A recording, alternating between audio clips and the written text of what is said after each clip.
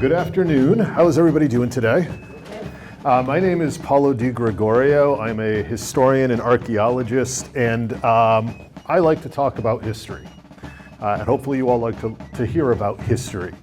Tonight, this afternoon, we are going to dive into an interesting aspect of our own common history here in the United States. We're going to be talking about the Revolutionary War. Now, most of you are familiar with the Revolutionary War, no doubt, right? It started right down the road, not too far away, in Lexington and Concord. If you go to pretty much any old village cemetery here in Massachusetts, across New England, you will find markers where Revolutionary War soldiers are buried. It is very much an integral part of our story. Today, however, we are going to kind of look at the Revolution from a different point of view, or look at different characters in that big story. We're all familiar with the famous names of the Revolutionary War, no doubt. But what about those participants in that conflict, in that struggle, who maybe you don't know as well, but who also played important roles in the story and in the struggle for our independence? That's what we're going to look at today. A talk I've called Forgotten Patriots, Unknown Heroes of the American Revolution. Now, I do have to admit that calling them unknown is a little bit of an exaggeration, because many of the figures I'm going to talk about are people whose names we know, people who are familiar to students of the Revolution, but might not be known to the general public. So we're going to dive into this story, tell the story of the Revolution, tell the story of some of these important individuals. Men like you see here on the screen. Does anybody know who those are? Minutemen. Who are the Minutemen, other than the football team out at UMass? Those were the farmers here in New England who put down their plows and picked up their muskets to go and fight for independence, for freedom, to fight against the British. There were thousands of them around. Most of their names are forgotten to history. But in local communities, you go to the historical society, you go to those village cemeteries, you will find the names of many of those individuals. We're not going to talk about that many of the Minutemen. We do mention a couple of them, but we are going to talk about other people who did play a role in the Revolution. Now, let's start off with perhaps some names you might know. Can anybody identify some of these people up here? George Washington. He's Ben Franklin. We know them from our currency at the very least, right? The ones and the hundreds. Over here on the left, somebody said it, Lafayette. Lafayette, the Frenchman who comes and helps the Americans fight. Who's that guy over there on the right? He might be a little bit less familiar. Plays an important role in the Navy. In fact, he's buried at the Naval Academy in Annapolis. John Paul Jones. John Paul Jones, who has a famous naval victory during the Revolutionary War. Those are names no doubt you're familiar with. Even if you don't know John Paul Jones's face, you've heard his name.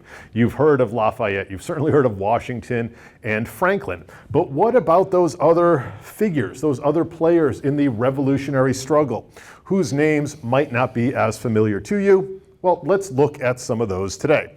And we start off with one of my favorite characters of the Revolutionary era, a man named James Otis. Now, have any of you heard of Otis? Elevators. Not associated with the elevators. James Otis was a lawyer in colonial Massachusetts. He was from Barnstable out on Cape Cod.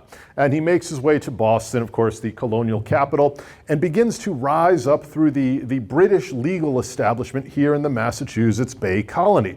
But he has a falling out with the royal governor of Massachusetts. And it has to do particularly with taxation. Now, if we think about the 1760s, there is one piece of legislation that is passed by the British Parliament that was particularly disliked by the American colonists. It was a tax act that was known as the Stamp Act. Now, the Stamp Act was meant to raise revenue for Great Britain because if we think about our American history, between 1753 and 1763, the British had been involved in fighting a massive global war, what we call the French and Indian War. In Europe, it's called the 7 Years' War. This titanic struggle against the French for dominance of North America. The British win that struggle. We American colonists played a vital role in that British victory. But what the British Parliament soon realized is that fighting a global war is very expensive. And the decision makers in Parliament said, who benefited the most from this victory? Who benefited the most from the French being kicked out of North America? Well, obviously, it was those American colonists in New York, in New Hampshire, in Massachusetts, Connecticut, Rhode Island, and going all the way down. So maybe they should pay their fair share of taxes. The Parliament passes the Stamp Act, and the colonists were irate about it. The colonists were tremendously unhappy about the Stamp Act. They felt that it was an unjust tax that was being levied on the colonies. Now, even before the Stamp Act became an issue, there had been some tensions between Boston merchants and the customs authorities of the British Empire. Because in 1764, I might be off on the year, in the 1760s, what we see is that a new king comes to power in England, King George III. We all know King George III, right? He's that brutal tyrant who we rebel against. George III gets a bad reputation here on this side of the Atlantic Ocean. We can rehabilitate him later on. But when George III came to power, one of the first acts of Parliament was to issue all sorts of new documents that had the new king's name on it. Now, we've seen this recently in Great Britain, right? When Elizabeth II died. They had to reissue the currency, the stamps, the military uniforms that all had Charles III's name on it. Here we go from George II to George III. And one of those documents, one of those legal forms that was reissued when George III comes to power was this thing called a writ of assistance. Now, what are the writs of assistance? Anybody know? Any legal scholars? The writs of assistance were essentially search warrants that were issued by customs officials that allowed the people they chose to go into someone's house, to go into someone's warehouse, to go into someone's ship, to look for contraband material. It didn't matter who you were. If somebody showed up at your door with a writ of assistance signed by a customs official, they could go through all of your stuff, and they could look for anything that would incriminate you.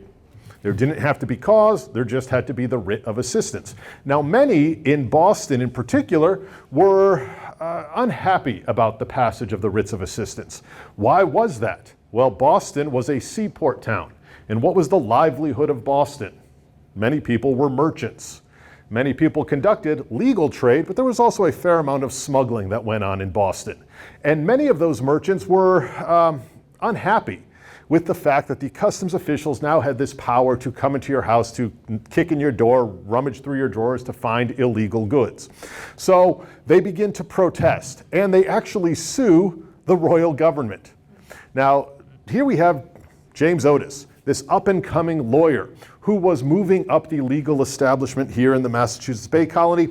And what does he do? Well, he decides to offer his services to the merchants of Boston. He becomes the lead lawyer in the case against the power of the writs of assistance. He becomes the representative of the colonial interests, the Patriot, well, I guess we call them the Patriots at this point, in their defense of their privacy against the authority of the Crown and the customs officials. So he sues to have those writs of assistance declared null and void, to have them declared illegal. Now, when you sue somebody, what happens? You go to trial. And in fact, a trial is held in Boston at the old State House, where Otis, our patriot from the Cape, is challenging the authority of the writs of assistance. That trial is held in front of a panel of royally appointed judges who are going to decide the legality of the writs of assistance. Now, according to eyewitness accounts, Otis addresses the court in a passionate 3-hour-long address. He is powerful. He is burning.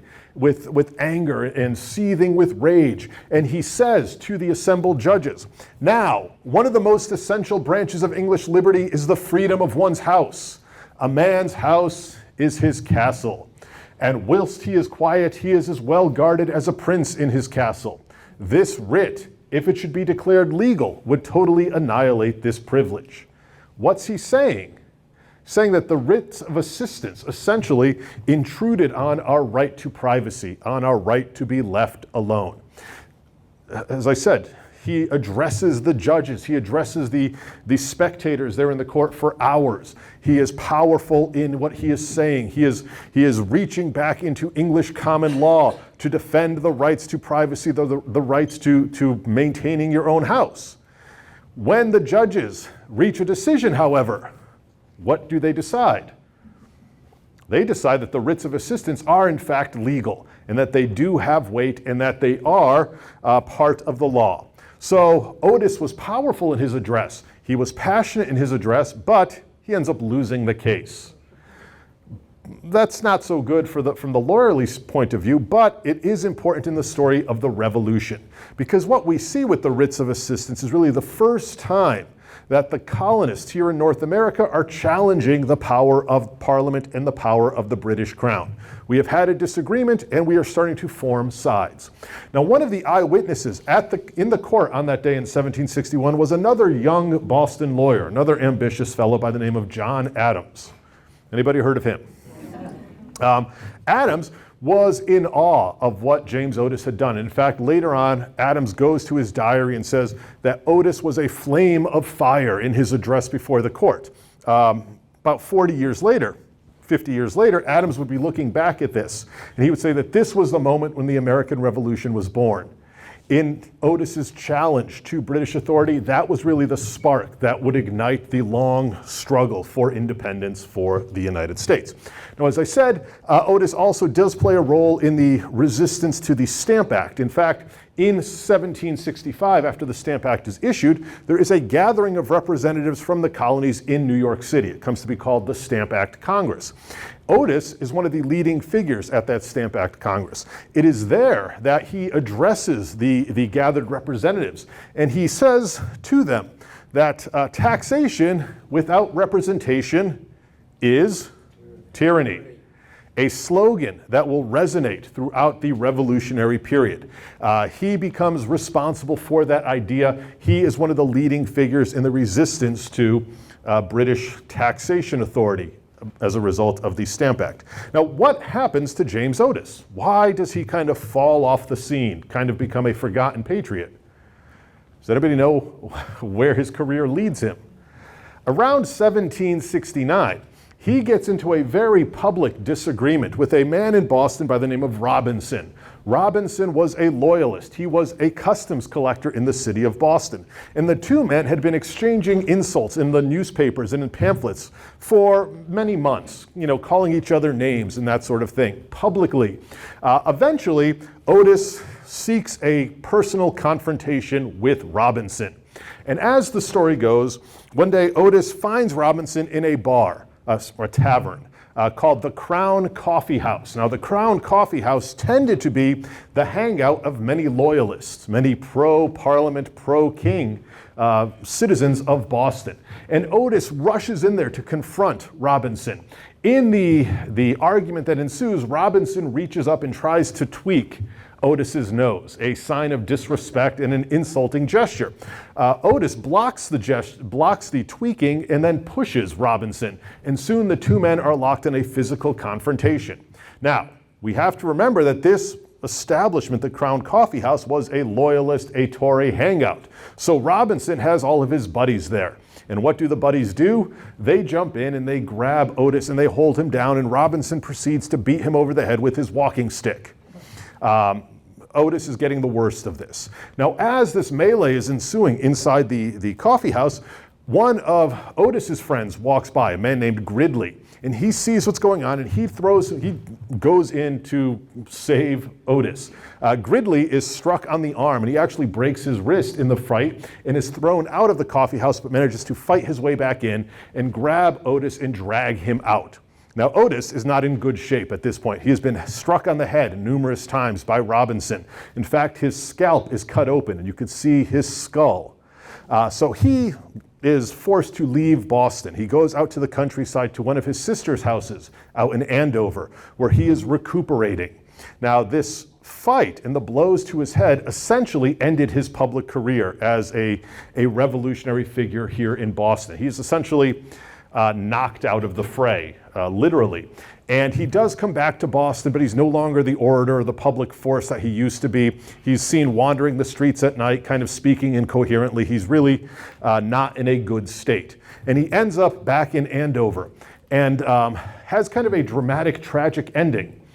In 1783, he is standing in his sister's doorway, watching a summer thunderstorm, when the house is struck by lightning and he is electrocuted, dying, again, dramatically.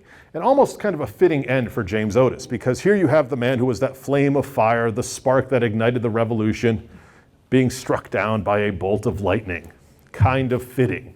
But he disappears from the story relatively early on, before the Revolutionary War even begins, but certainly in the midst of the revolutionary sentiment that is growing in Boston and in the colonies. Now, Otis does have a couple of sisters, and one of his sisters is this woman, Mercy Otis Warren. Does anybody know her? She was a significant figure in revolutionary Boston. She was a writer, a historian, and a playwright. She wrote numerous plays and poems that attacked British authority, often satirical plays that made the British customs inspectors look like fools. But she was also a correspondent with all of the important figures in the Revolution. She wrote letters to John Adams. She wrote letters, obviously, to her brother, James Otis. She wrote letters to Benjamin Franklin. She knew everybody you needed to know. And she also, in the aftermath of the Revolution, becomes one of the first historians to record the events of the Revolution. Because she knew everybody, she had heard all the stories, and she writes one of the earliest histories of the Revolution itself. Now, her role in the Revolution was kind of on the sidelines as a record keeper, but she does use her pen as to fuel the fire of revolution, to attack those customs officials, to attack British authority. She becomes, in a way, a voice of the revolution here in Massachusetts, here in Boston. She lives a pretty long life. She's around for nearly 90 years and was, as I said, a significant figure in shaping how the revolution and how the revolutionary struggle was viewed by her contemporaries and by subsequent generations of Americans. So we'll put Mercy Otis Warren behind and move on to this man, Abraham Whipple. Anybody heard of Abraham Whipple? I usually get a lot of blank looks when I ask that. Any of you ever heard of Marion, Ohio, the city of Marion, Ohio? Yeah, Abraham Whipple is one of the founders of Marion, Ohio. Now, what does that have to do with the Revolutionary War? Nothing directly. But during the Revolutionary War, Whipple was a successful sea captain. You can see him here with his spyglass in hand, some of his ships there in the background. And he plays an important role in one of the dramatic episodes that led to the outbreak of violence between the colonists and the British Crown itself. He plays a central role in the Gaspé affair. Anybody know what happens to the Gaspé? In Rhode Island, they call it the Gaspee. Because this incident does take place in Rhode Island outside of Providence. The Gaspé was a British revenue ship. Its job was to patrol the waters off of New England to hunt down smugglers. Again, the New Englanders were very much involved in the black market, and there was a lot of smuggling that went on. And this ship was hanging out off of the coastal waters of New England, pursuing and stopping ships that it suspected of being smuggling ships. The Gaspé became very unpopular and very notorious among the seafarers here in New England because they didn't only stop ships that were smuggling, they stopped legitimate ships. And the captain and crew of the Gaspé often took the goods that were being carried on these ships and kept them for themselves. So there was a little bit of a licensed piracy, I guess, that was going on with the Gaspé. In any case, what occurs in June of 1772 is that the Gaspé is patrolling the waters of Narragansett Bay off of Newport. And a small ship begins to very quickly cross Narragansett Bay, heading up the river toward Providence.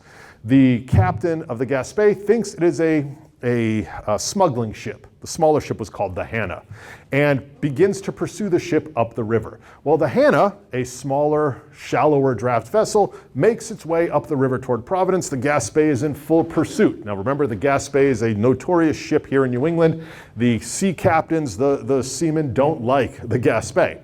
And the Hannah is heading upriver toward Providence, the Gaspé in full pursuit. Now, the Hannah, being a shallower draft vessel, could go through shallower water. And it makes its way up the river and passes over a couple of sandbars. The Gaspé, a larger seagoing vessel, heads up the river and hits the sandbars and gets stuck. It is immobilized. Well, the Hannah makes its way to Providence. The captain of the Hannah gets off the boat, goes to the nearest tavern and says, "Hey, the Gaspé is stuck in the river." So the Sons of Liberty, the Patriot organization in Providence, they gather in another tavern and decide, what are we going to do? We have an opportunity. What can we do? What do they decide to do? Well, they decide to do this. They board their boats and they row down the river to where the Gaspé is stuck, and they burn the ship to the waterline. The leader of that expedition was our friend Abraham Whipple. He becomes one of the earliest American sea captains to win a victory of sorts against the British Navy, against British naval power. So we have this incident down in Providence that is part of the story of the Revolution, the buildup toward the outbreak of war, and Abraham Whipple does play a central role in that. The Gaspé, this incident is celebrated today in Providence. At the beginning of every June, the first weekend of June, they have what are called the Gaspé Days, and they have giant parades and celebrations and fireworks, and the highlight of that event is that every year they build a model of the ship, they light it on fire and push it down the river. So it is still an event that is celebrated in and around Providence, hearkening back to this date in 1772. Now, what happens to Abraham Whipple? After this, he does become a successful sea captain during the Revolutionary War. After the Revolutionary War, he becomes the first American to sail north up the Mississippi River, eventually establishing the town of Marion, Ohio, where he is buried today.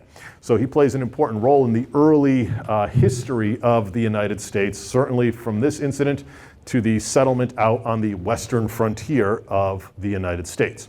So the Gaspé was one of those steps that led to the outbreak of revolution. Of course, when does the fighting in the American Revolution actually begin? You didn't know there was going to be a quiz. Not 76, but 75. We here in Massachusetts, of course, celebrate that event with Patriots Day every April. We have the anniversary of the fighting at Lexington and Concord.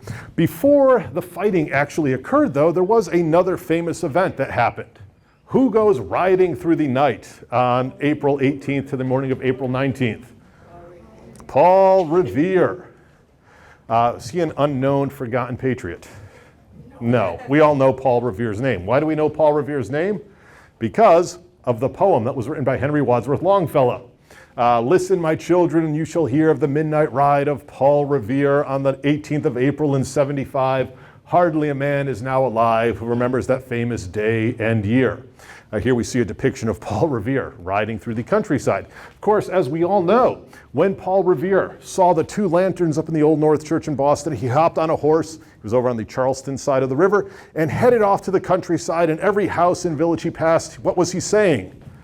British are coming. He was not saying the British are coming. Why?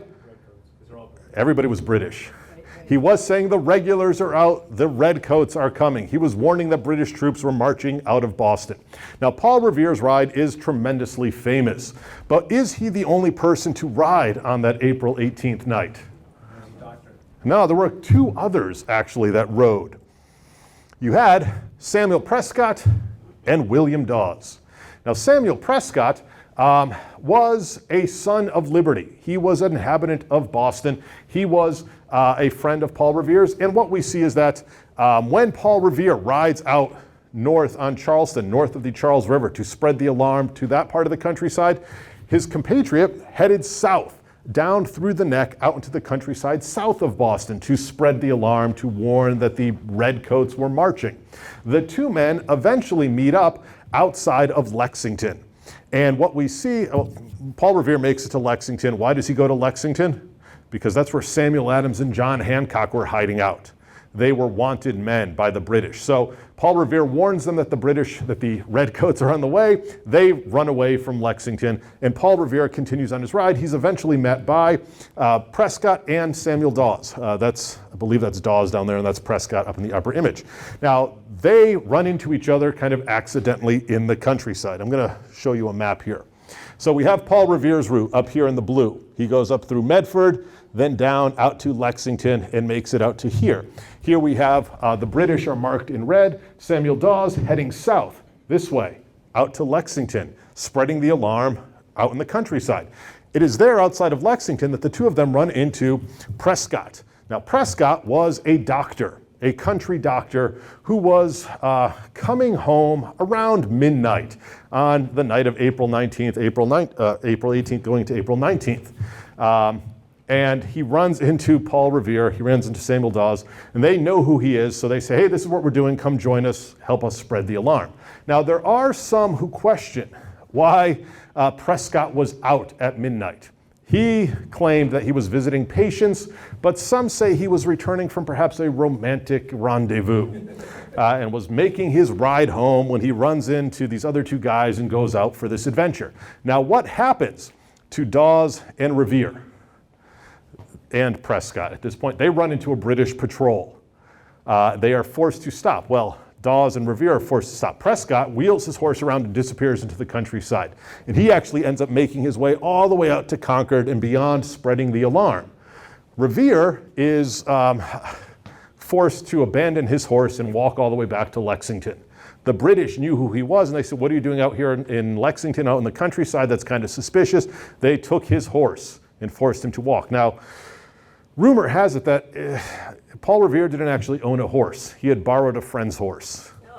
Now, his friend's horse has just been taken by the British, so Paul Revere has some explaining to do. But it's actually Prescott who makes it further on this night of April 19th, early morning of April 19th, then Revere does, then Dawes does. But why do we remember Paul Revere? Because of the poem that was written about him. Now, there were other riders that went out to spread alarm at different times during the Revolutionary War. In fact, shortly after the battles at Lexington and Concord, another rider, a man by the name of Israel Bissell, rode further and faster than Paul Revere ever imagined. Anybody heard of Israel Bissell? Of course not. Nobody wrote a poem about him. Well, not until the 1950s when American poet Clay Perry wrote a little sonnet about him. Israel Bissell was a post rider. His job was to carry the mail from place to place to place. And on the morning of April 19th, he hears the news of the fighting that begins at Lexington and Concord. So he hops on his horse and over the next 5 days goes from Watertown, Massachusetts to Philadelphia to inform the Continental Congress that the fighting has actually begun there on the outskirts of Boston. He carries this news for 300 plus miles in a matter of 5 days, which was a remarkable pace at that time. It's said that he rides his horse so fast that by the time he gets to the first stop, where he can get a new horse, the horse he had started with drops dead. And he carries the alarm, he spreads the word, he's the one who informs that the war has actually started. Now, in the 1950s, Clay Perry, an American poet, does write what you see there. He says, "Listen, my children, to my epistle of the long, long ride of Israel Bissell, who outrode Paul by miles in time, but didn't rate a poet's rhyme. Forgotten because nobody wrote a poem about him, but hugely important in spreading the news of the start of the Revolutionary War itself." Incidentally, that is not a picture of Israel Bissell. I was never able to find one of him. So it's just a post rider that we see, a generic post rider that we see there. Now, we have Paul Revere, Prescott, Dawes, Israel Bissell, all going out to spread the alarm. But one of the most unlikely riders spreading the news of the imminent attack by the British was a 16-year-old girl in New York State. girl by the name of Sybil Ludington. Has anybody heard of Sybil Ludington? There's a nice statue to her down in Westchester County along the, Westchester County, I can't remember where, but somewhere outside of New York City along the banks of the Hudson River. Sybil Ludington was the daughter of the local militia captain in New York, down here in Putnam County. Thank you, map. And her father had been informed that the British were about to launch an attack on the town of Danbury, Connecticut. He needed to go and wake his troops to go and help defend Danbury, but nobody was available to spread the news. So his 16-year-old daughter, Sybil, says, I'll do it. And she jumps on her horse and in the middle of the night makes a ride through Putnam County into Dutchess County, spreading the news that the British were about to march on Danbury. She completes a 40-mile circuit over the course of this evening, rallying the militia, getting them organized, and eventually they head out to defend Danbury from the imminent British attack. She becomes kind of a celebrity because of these efforts and a legendary figure there in the lower Hudson River Valley. Her story, however, is sometimes forgotten because, one, she was a 16-year-old girl in the 1770s, and two, nobody wrote a poem about her. But she is another one of those riders who went out to spread the alarm as the war was beginning to gain traction and as the struggle was becoming more and more involved. So when you think of Paul Revere, you should also think of Sybil Ludington. She actually accomplished her mission, unlike Paul Revere. So we have these riders that went out and spread the news and spread the alarm. Now, what was the first major battle of the Revolutionary War? Does anybody know? Happens on the outskirts of Boston, on a hill.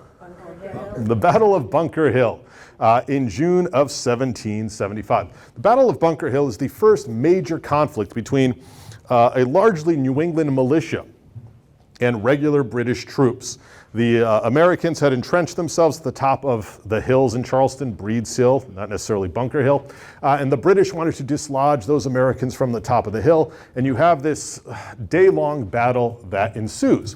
Now, one of the figures that fought at the Battle of Bunker Hill was an African-American man by the name of Salem Poor. Here we see a postage stamp celebrating Salem Poor. Salem Poor's story was very fascinating. He had been a slave. He had been enslaved, but he had managed to acquire his freedom. When the Revolution broke out, when the fighting at Lexington and Concord first occurred, he volunteered to fight with the local militias against the British. He was fighting for liberty, for freedom, for independence. And when the fight at Bunker Hill begins, he was among the Americans there on the battlefield, entrenched on Bunker Hill. So he is very much involved in the battle itself. Now, during the course of the battle, he serves tremendously bravely. He is there at the front of the fighting. He is responsible for killing a couple of British officers, which you see dramatically illustrated in this print over here. And he was one of the last Americans to leave the battlefield as the British are overrunning the American defenses. He kind of volunteered to stay behind to cover the retreat of the rest of the troops. Because of his actions at the Battle of Bunker Hill, his fellow soldiers would write a letter to the Continental Congress commending his bravery. And they say in that letter, we see a quote from it right there, "In the person of this said Negro centers a brave and gallant soldier." He was there fighting for independence, fighting for the American cause at the Battle of Bunker Hill. Now, what's interesting is that he was not the only formerly enslaved African American who fought at Bunker Hill. There was another man whose name was Peter Salem. They share the same name there, who was a separate individual who was also commended for his efforts at the Battle of Bunker Hill. But you have these two figures, Salem Poor, Peter Salem, who participated in this battle, who fought bravely in this struggle. Salem Poor has a somewhat tragic ending, however. He does fight in a couple of other engagements during the Revolutionary War. In the aftermath of the war, however, he becomes an alcoholic and eventually drinks himself to death. He is buried on Copp's Hill Burial Ground in the north end of Boston, but his story is kind of lost to time after his service here at the Battle of Bunker Hill and his other actions during the Revolutionary War. So he does play an important role in that battle. Here we see some scenes of the Battle of Bunker Hill. And if we look carefully in this image, who's over here in the foreground? Salem Poor. There on the battlefield as the British are overwhelming the American positions. And the Battle of Bunker Hill was a significant battle, even though it was a British victory. It did show that the Americans, untrained militiamen, could stand toe-to-toe with the British. The only reason the British won the battle is because the colonists ran out of ammunition. They had no choice but to fall back. So it was an important battle in terms of illustrating the determination of the American militiamen in the face of British power. Now, moving away from the battlefield, we'll go to a name that you may have heard of. That guy with the signature there in the middle. John Hancock. What do you know about John Hancock? He's got nice handwriting. He certainly has a distinctive signature. John Hancock was actually the wealthiest man in Massachusetts when the Revolutionary War started. Now, how did he make his money? The old-fashioned way, he inherited it. He inherited it from a rich uncle. He was involved in shipping, however. He was a merchant. He was also involved in a little bit of smuggling and some black marketeering, which is why he was against the writs of assistance. But he was the wealthiest person in Massachusetts. When the Continental Congress convenes in Philadelphia, Hancock is one of the representatives from Massachusetts that goes down to Philadelphia to participate in that meeting, and he is the president of the Continental Congress on July 4th, 1776. Now, why is that important? What happens on July 4th, 1776? The Declaration of Independence is formally adopted by the Continental Congress. As the president of that meeting, John Hancock puts his signature front and center and in big letters on the Declaration of Independence. He's famous because of his signature. What is it called when you sign something? You put your John Hancock on it because of that.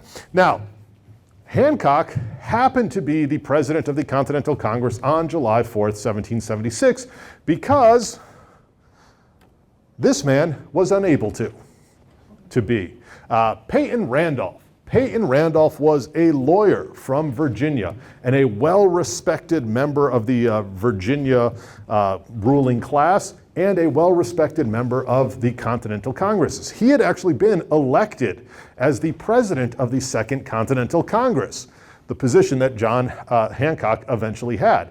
But Peyton Randolph, as the Congress was gathering and getting together there in Philadelphia, falls ill. And he is unable to carry out his duties as a representative and as the president of the Congress. So he has to step aside, and when he steps aside, it is John Hancock who is elected, and it's why John Hancock's signature is front and center on the document, on the Declaration of Independence. But it could have been Peyton Randolph's signature who was there. We could say we're putting our Peyton Randolph on a document rather than a John Hancock.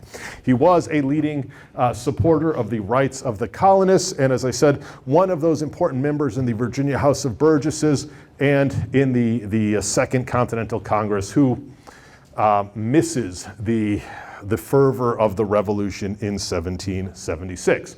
Now, women do play an important role in the story of the Revolution, and often their story is overlooked.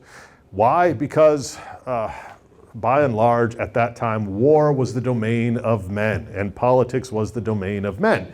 But women do play an important role in war and in politics at that time. For example, when husbands went off to war, their wives often accompanied them and would act as camp followers, would do the laundry and cook the meals for the soldiers out on the field. That was not an unusual situation. We see that really in warfare throughout history. And during the Revolutionary War, there were a couple of instances where these wives who had followed their husbands to the battlefronts end up in the midst of combat, end up being instrumental in the fight that is taking place. Two examples of that are the two women we see over here. Margaret Corbin and Mary Hayes. Mary Hayes you may have heard of by her nickname, Molly Pitcher. If you've ever driven on the New Jersey Turnpike, there's a rest stop named after her. How do these two women end up in the middle of these battles during the Revolutionary War? Well, Margaret Corbin had accompanied her husband to New York City to man the defenses of New York as the British were marching up Manhattan and the Americans are kind of fortifying the northern tip of the island. And she was there when the British launched their assault on Fort Washington there in northern Manhattan. The British, in this case Hessian mercenaries, which is why they're wearing the blue coats in this image, managed to storm the American positions, overwhelm the American guns.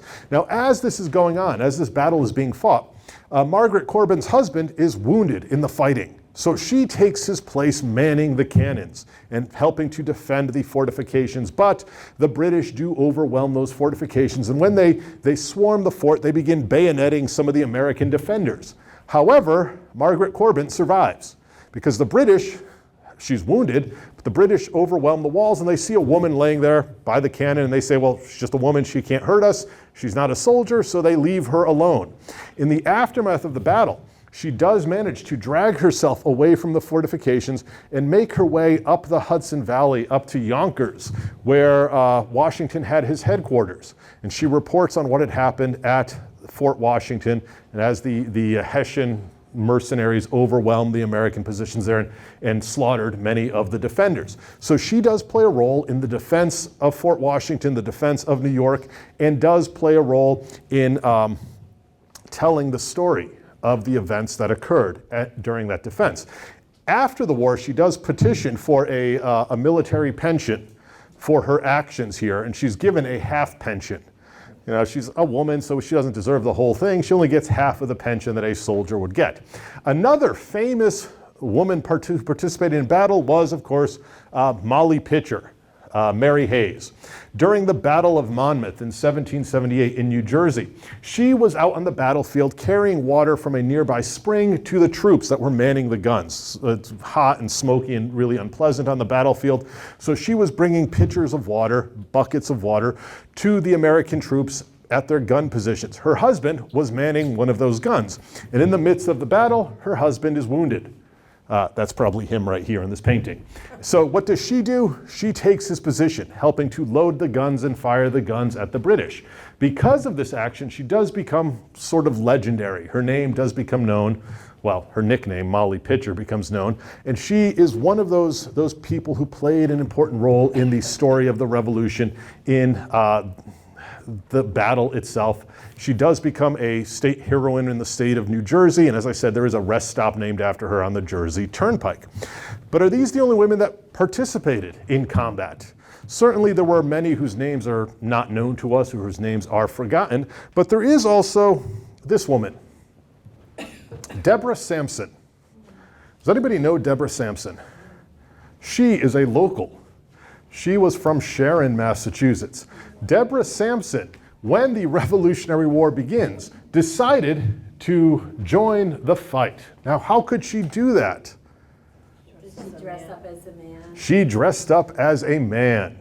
In fact, she took a nickname, or a new name. She was known as Robert Shirtliff, and she enlisted to fight against the British for the American cause. She serves in the army for several years, fighting in numerous battles throughout the conflict, and in fact, she's wounded a couple of times. Every time she's wounded, however, she refuses to have any doctors treat her wounds. Why? Because they'd find out pretty quickly that she was not, in fact, a man. That occurs until one battle she is knocked unconscious. And when she is brought to the doctor and the doctor examines her, he says, Robert Shirtliff is not necessarily Robert Shirtliff. And she is discovered to be a woman and is thanked for her service and pushed out of the military. She does later go to get married and settles down in Sharon. And in fact, if you go to Sharon today, there's a statue of her out in front of the public library because she is a local hero there. Now, what's interesting about Deborah Sampson is that she was essentially in drag to fight in the Revolutionary War. Where does she get that idea? It may have been an idea she heard around the family dinner table, because in the French and Indian War, Her uncle, Simeon Sampson, had kind of a similar story. Simeon Sampson had been a British privateer. So remember, we're all British at that point fighting against the French. And he had been captured and arrested by the French. And he had been imprisoned in Canada. But he manages to escape from the French prison by dressing as a woman. He dresses as a woman and he basically walks out of prison and the French never catch him. Now imagine you're young Deborah Sampson and you hear your uncle telling this story and you're inspired by the flame of revolution in your hometown and you want to go and fight. What are you going to do? I'm going to dress like my uncle and head out and fight for the Patriot cause. So she is a local hero, a local figure who played an important role in the revolution itself. We see this celebratory image of her here on the screen. Now, one of the important innovations that is developed during the Revolutionary War is the advent of submarine warfare. An inventor from Connecticut named David Bushnell devised a plan to attack British shipping. Now we have to remember, the British at this time had the largest, most powerful navy in the world. What did the United States have? We had a couple of ships, a couple of small boats. We won a couple of surprising naval victories. But really, the British had overwhelming naval power, naval supremacy. Well, Bushnell, this Connecticut patriot, comes up with an idea. He says, why don't we devise a device, a vehicle that will allow us to approach British ships undetected? So he begins designing what is essentially the first submarine, a vehicle he calls the Turtle. Here we see an image of the Turtle. The Turtle was a simple device that was very complicated in a lot of ways. You had one man inside this wooden shell that was partially submerged, partially had these portholes just above the waterline. And that one driver of the Turtle was controlling it by turning a hand-cranked propeller that would propel the ship forward, then had a rudder to steer the Turtle from behind, and then once he approached the British ship, he would use this hand drill over here to drill a hole in the bottom of the British ship and attach a keg of gunpowder to it, and then ignite the gunpowder and hopefully be able to escape. The idea was that by doing so, the gunpowder would destroy the British ship, would ignite, would blow up, would destroy the British ship, and you'd have a tool for the Americans that would help fight the British naval superiority. So the Turtle is built and it is deployed into New York Harbor, where many of the British ships were massed. And it has some success. It is able to approach the British ships. But when the driver of the Turtle, who's a man named Ezra Lee, gets to the British ship and starts to try to drill a hole in the hull, he realizes that many of the British ships actually had copper bottoms. The copper protected the wood, and the drill was ineffective in making a hole in that, so he approached the British ship undetected but had to sail away because the drill was not going to work. The Turtle was somewhat successful in that you could approach the British ships undetected, but its ultimate goal of sinking the British ship did not work. What happens to the Turtle? It's eventually lost at sea when the boat is being carried on sinks, so it is gone. However, if you ever go down to Groton, Connecticut, at the naval base down at Groton, Connecticut, there is a submarine warfare museum open to the public, and they have a life-size model of the Turtle there. And you can try to envision yourself maneuvering through the crowded New York harbor to approach a British ship on this essentially wooden tub as a tool for warfare. So David Bushnell and the Turtle certainly play an important role, an innovative role in the Revolutionary War, even though ultimately it was unsuccessful in what it attempted to do. And that brings us to the last character I want to mention today, the last somewhat forgotten patriot, a man named Henry Laurens. Any of you familiar with Henry Laurens? Well, that's him right there.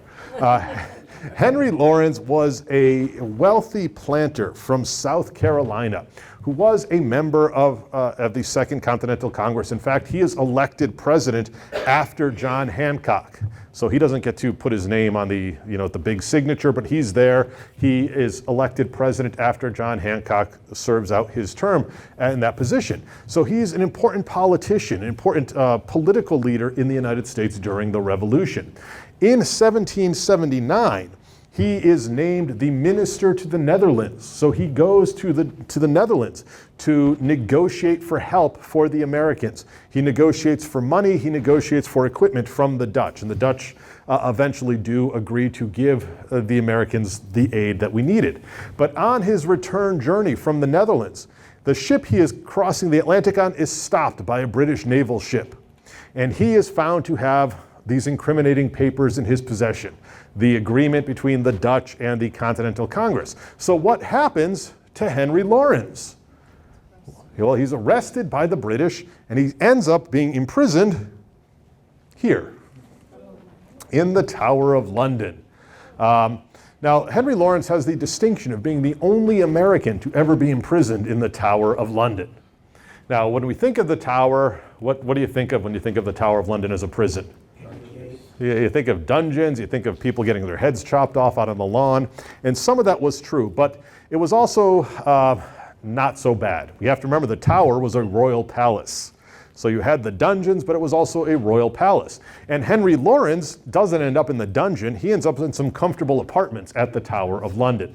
So he's not really living a harsh prison sentence there, but he is imprisoned. Now, as any good prisoner would do, he is determined to escape. And he begins planning his escape, but then he realizes, you know what? I might be more useful for the American cause here in London, because he was communicating with people. He was writing to people in London. He could get news of what was happening in Parliament among the British. He had contacts that he was getting information from, and he would write this information in letters that would then be sent to the United States.